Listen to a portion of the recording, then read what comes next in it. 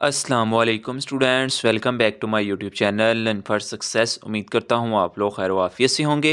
आज की वीडियो के अंदर हमने business and technical English writing English 201 की असाइनमेंट्स नंबर 1 को डिस्कस करना है।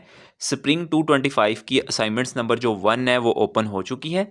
उसके जो टोटल मार्क्स हैं वो हैं 20। लेसन 1 से लेकर 10 तक अगर आपकी अच्छी ग्रिप है तो आप इस असाइनमेंट्स को बहुत अच्छे तरीके से जो है वो तैयार कर सकते हैं। इंस्ट्रक्शंस को हम एहतियात के साथ पढ़नी है कि आपके टीचर्स ने आपको किन बातों से मना किया कि आपने असाइनमेंट्स के अंदर ये वाली मिस्टेक नहीं करनी, अदरवाइज आपको जो है वो 0 मार्क्स दिए जाएंगे। ठीक है।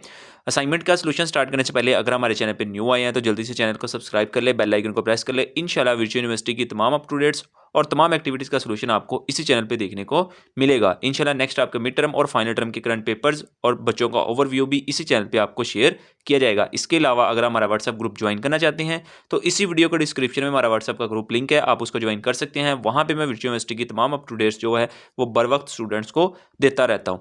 इसके अलावा अगर हमारा इंस्टाग्राम फॉलो करना चाहते हैं तो इसी वीडियो के डिस्क्रिप्शन में हमारा इंस्टाग्राम का लिंक है, आप उसको भी ज्वाइन कर सकते हैं। यहाँ पे हम इंस्ट्रक्शंस गौर से पढ़ते हैं। सबसे पहला क्या है कि आपने बहुत सारे स्टूडेंट्स इस इंस्ट्रक्शंस को जो है ना वो इग्नोर करते हैं, जिनकी वजह से उनके मार्क्स जो है वो बहुत ज़्यादा कम आते हैं। पहले आपने समझना है कि आपके टीचर ने आपको असाइनमेंट्स के अंदर किस चीज़ से रोका है और कौन सी चीज़ों को आपने फॉलो करना है। ठीक है। सबसे पहले उन लोगों ने कहा है कि upload your assignments is proper format, आपके प्रॉपर फॉर्मेट में होनी चाहिए। एमएस वर्ड की फाइल होनी चाहिए, करप्टेड फाइल, यानी कि आपने अपलोड करने के बाद उसको दोबारा डाउनलोड करके देखना है क्या वो डाउनलोड हो रही है। अगर वो करप्टेड फाइल है यानी कि दोबारा डाउनलोड नहीं हो रही और ब्लैंक शो हो रही है तो उसका भी 0 मार्क्स दिया जाएगा। कई दफ़ा जब आप अपने एलएमएस पे अपनी फाइल अपलोड करते हो तो वो करप्टेड फाइल हो जाती है, यानी कि वो अपलोड ही नहीं अच्छे तरीके से होती, तो वो जो है ना वो ब्लर हो जाती है या आपको ब्लैंक शो होती है, तो उसकी वजह से आपको 0 मार्क्स दिए जाते हैं। तो वो आपने दोबारा चेक करके करना है। ठीक है ना उन लोगों का। उसके बाद जो आपके असाइनमेंट्स की जूमिंग होनी चाहिए वो 100% होनी चाहिए। ठीक है। जब आप एमएस वर्ड के ऊपर अपनी असाइनमेंट्स को टाइप कर रहे होते हैं तो नीचे आपको जूमिंग शो हो रही होती है, तो वो आपने 100 रखनी है। ठीक है।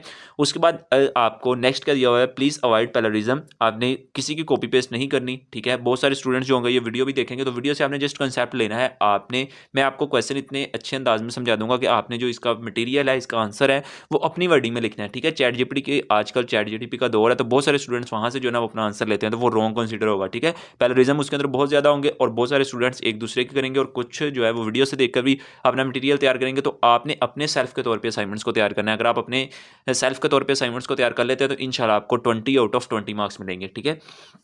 और नेक्स्ट आपको क्या यहाँ पे एक्सप्लेन किया गया है कि after the due date assignment submit with email, आप उनको जीमेल या मेल के जरिए जो है ना असाइनमेंट सबमिट नहीं कर सकते। अगर ड्यू डेट से पहले पहले आपने जो अपनी असाइनमेंट जो है ना वो सबमिट करवानी है। ठीक है।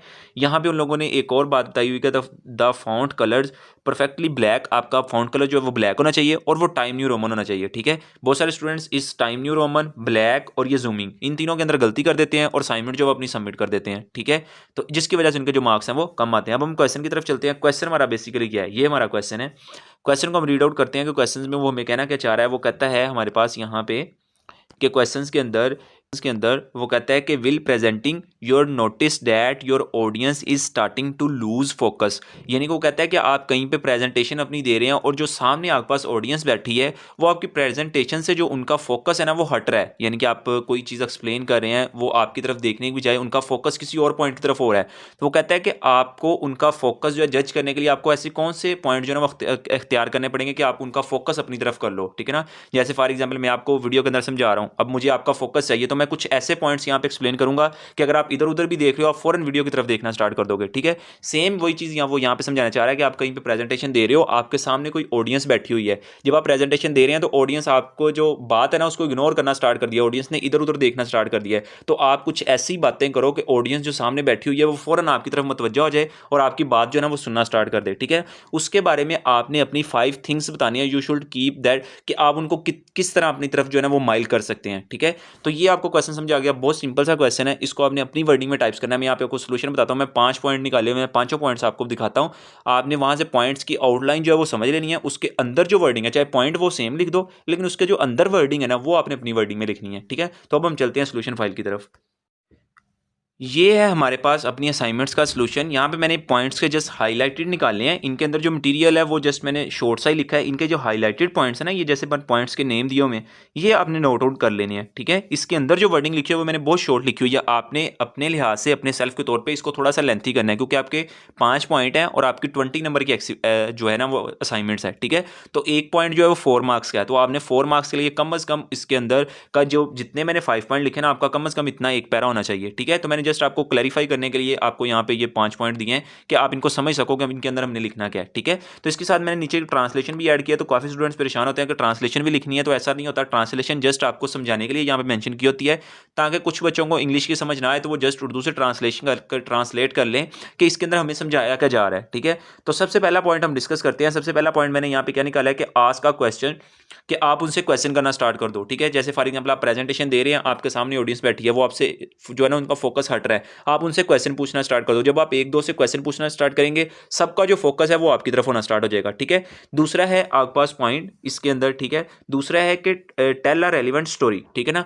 आप जो प्रेजेंटेशन दे रहे हैं उसके मुताबिक आप एक शॉर्ट स्टोरी उनको सुनाना स्टार्ट कर दें, ठीक है ना। जब आप एक शॉर्ट स्टोरी सुनाना स्टार्ट करेंगे, वो आपकी तरफ मुतवज्जह होना स्टार्ट हो जाएंगे, ठीक है। उसके बाद आ जाता है use visual and multimedia element, ठीक है। अब इसके अंदर आप शॉर्ट जो है ना वो वीडियो देना स्टार्ट कर दें। शायद आप प्रेजेंटेशन दे रहे हो, आप व्हाइट बोर्ड या स्क्रीन पे आप जो है ना शॉर्ट वीडियो किसी चीज़ की चलाना स्टार्ट कर दो आपके प्रेजेंटेशन के अबाउट, ठीक है। या कोई एक इमेज अंदर यूज़ कर लो जिसके अबाउट जो ऑडियंस सामने बैठी हुई है वो आपकी प्रेजेंटेशन की तरफ जो है ना वो मुतवज्जा हो जाए, ठीक है ना। उसके बाद आता है सेमोरलाइज एंड ट्रांसलेशन क्लैरिटी, ठीक है। आप उसके मुताबिक उनको कुछ शॉर्ट खुलासा बता दो। जैसे फॉर एग्जांपल आपकी जो प्रेजेंटेशन आपने पीछे दे दी है ना, उसका छोटा सा एक खुलासा निकाल दो। जैसे एक बहुत बड़ा आपका लेसन होता है, उसका लास्ट पे अखलाकी सबक या आपका खुलासा दिया होता है, जितनी आपने पीछे प्रेजेंटेशन दे दी है उसका छोटा सा खुलासा निकाल के उनको बता दो, ताकि उनको पता चल जाए कि पीछे जो प्रेजेंटेशन दी है उसका जो मेन पॉइंट था या मेन खुलासा था वो क्या था। तब भी लोग आपकी तरफ जो है ना मुतवज्जा होना स्टार्ट हो जाएंगे। उसके बाद अगर फिर भी वो मुतवज्जा होना स्टार्ट नहीं हो रहे, तो आपने करना है एडजस्ट योर डिलीवरी स्टाइल, कि आपका प्रेजेंटेशन देने का जो स्टाइल है उसको आपको चेंज करना चाहिए। फॉर एग्जाम्पल आप किसी को प्रेजेंटेशन दे रहे हैं, उसके अंदर अपने हाथों का यूज़ करो, अपने हाथों के स्टाइल्स का यूज़ करो, ठीक है ना। ताकि लोग आपकी तरफ देखें कि ये हाथों का स्टाइल किस तरह मुतवज्जा करेंगे, ठीक है। तो आप अपने चलने का स्टाइल, ठीक है, अपने बोलने का स्टाइल, अपने हैंड को समझाने का किसी को स्टाइल, वो स्टाइल चेंज करें जिससे लोग जो है वो आपकी तरफ मुतवज्जा हों। तो ये सिंपल सा एक क्वेश्चन था जिसके हमने 5 पॉइंट्स निकाले थे। आई होप कि आपको पॉइंट जो है वो क्लियर हो गए होंगे कि इसके अंदर वर्डिंग अब क्या लिखनी है। आप इजीली जो है ना वो अपनी वर्डिंग के अंदर लिख सकते हैं। अगर आप अपनी वर्डिंग में लिखते हैं तो सिंपल आपको फुल मार्क्स दिए जाएंगे। अगर आप किसी का कॉपी पेस्ट करते हैं तो फिर आपको 0 मार्क्स मिलेंगे। जो यहाँ पे मैंने लिखे हुए हैं, मैंने बहुत शॉर्ट लिखे हुए हैं और मैंने जस्ट आपको क्लैरिफाई करने के लिए, क्लियर करने के लिए यहाँ पे पॉइंट लिखे हैं कि हमने इसके अंदर लिखना क्या है। अगर आप अपने सेल्फ के तौर पे लिखेंगे तो इंशाल्लाह आपके फुल मार्क्स आएंगे। और चैनल को बिना सब्सक्राइब किए अगर आपने वीडियो को वॉच किया तो जल्दी से चैनल को सब्सक्राइब कर ले, बेल आइकन को प्रेस कर लें। इंशाल्लाह विर्चुअल यूनिवर्सिटी की तमाम एक्टिविटीज़ का सोल्यूशन आपको इसी चैनल पर देखने को मिलेगा। इंशाल्लाह मिलेंगे एक नई वीडियो के अंदर। तब तक दें मुझे इजाज़त। अल्लाह हाफिज़।